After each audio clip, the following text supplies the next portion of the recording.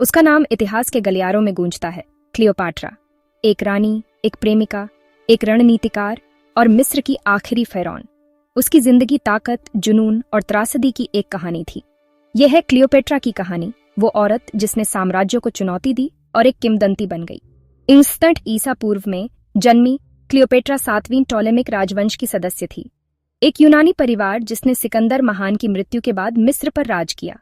छोटी उम्र से ही क्लियोपेट्रा बुद्धिमान, महत्वाकांक्षी और कई भाषाओं में पारंगत थी, जिसमें मिस्री भी शामिल थी, जो उसके यूनानी भाषी परिवार में एक दुर्लभ बात थी। सिर्फ 18 साल की उम्र में क्लियोपेट्रा अपने छोटे भाई टॉलेमी 13वें के साथ सिंहासन पर बैठी, लेकिन उनका संयुक्त शासन तनाव से भरा था। क्लियोपेट्रा अकेले शासन करने के लिए दृढ़ थी और उसके भाई के सलाहकार उसे एक खतरे के रूप में देखते थे। 48 ईसा पूर्व में उसे निर्वासन में भेज दिया गया था। क्लियोपेट्रा की किस्मत तब बदली जब जूलियस सीजर अपने प्रतिद्वंद्वी पोम्पी का पीछा करते हुए मिस्र पहुंचे। कहा जाता है कि क्लियोपेट्रा ने खुद को एक कालीन में लपेटकर सीजर के महल में तस्करी करवाई थी। जब वो बाहर निकली तो उसने अपनी बुद्धि और आकर्षण से रोमन जनरल को मोहित कर लिया। सीजर के समर्थन से क्लियोपेट्रा ने अपना सिंहासन वापस पा लिया। वो और सीजर प्रेमी बन गए और 47 ईसा पूर्व में उसने उनके बेटे टॉलेमी सीजर, जिसे सीजेरियन के नाम से जाना जाता है, को जन्म दिया। लेकिन उनका गठबंधन अल्पकालिक था।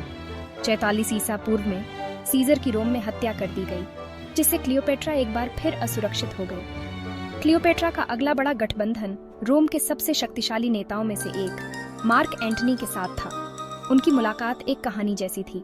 क्लियोपेट्रा एक सुनहरी नाव पर देवी एफ्रोडाइट के रूप में सजी हुई पहुंची। एंटनी तुरंत उस पर मोहित हो गया। उनका रिश्ता रोमांटिक और राजनीतिक दोनों था। साथ में उन्होंने एक शक्तिशाली गठबंधन बनाया, जिसमें क्लियोपेट्रा ने एंटनी के अभियानों को धन और संसाधन प्रदान किए। उनके 3 बच्चे थे और एक समय के लिए ऐसा लग रहा था कि वे पूर्व में एक नया साम्राज्य बना सकते हैं। लेकिन उनकी महत्वाकांक्षाओं ने उन्हें रोम के साथ, खासकर सीजर के उत्तराधिकारी ऑक्टेवियन के साथ विवाद में डाल दिया। 31 ईसा पूर्व में एक्टियम के युद्ध में एंटनी और क्लियोपेट्रा की सेनाएं ऑक्टेवियन की नौसेना से भिड़ गईं। युद्ध एक आपदा थी और दोनों मिस्र भाग गए। हारकर और गिरकर एंटनी ने यह मानते हुए अपनी जान ले ली कि क्लियोपेट्रा पहले ही ऐसा कर चुकी है। जब क्लियोपेट्रा को उसकी मृत्यु के बारे में पता चला तो वो बहुत दुखी हुई। ऑक्टेवियन द्वारा कब्जा किए जाने के बजाय उसने अपनी जान देने का फैसला किया। कहा जाता है कि उसकी मौत एक एएसपी, जो शाही रक्त का प्रतीक है, के काटने से हुई। 30 ईसा पूर्व में क्लियोपेट्रा की मृत्यु के साथ मिस्र रोम का एक प्रांत बन गया, जिसने टॉलेमिक राजवंश और फेरौन के युग के अंत का प्रतीक था। क्लियोपेट्रा की विरासत इतिहास के सबसे आकर्षक व्यक्तित्वों में से एक के रूप में बनी हुई है।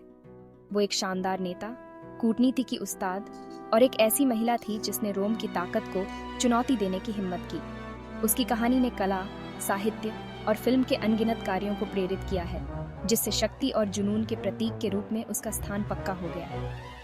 क्लियोपेट्रा सिर्फ एक रानी से बढ़कर थी।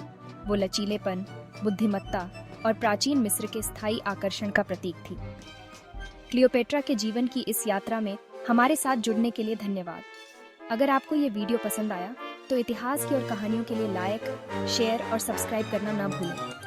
अगली बार तक जिज्ञासु बने रहें।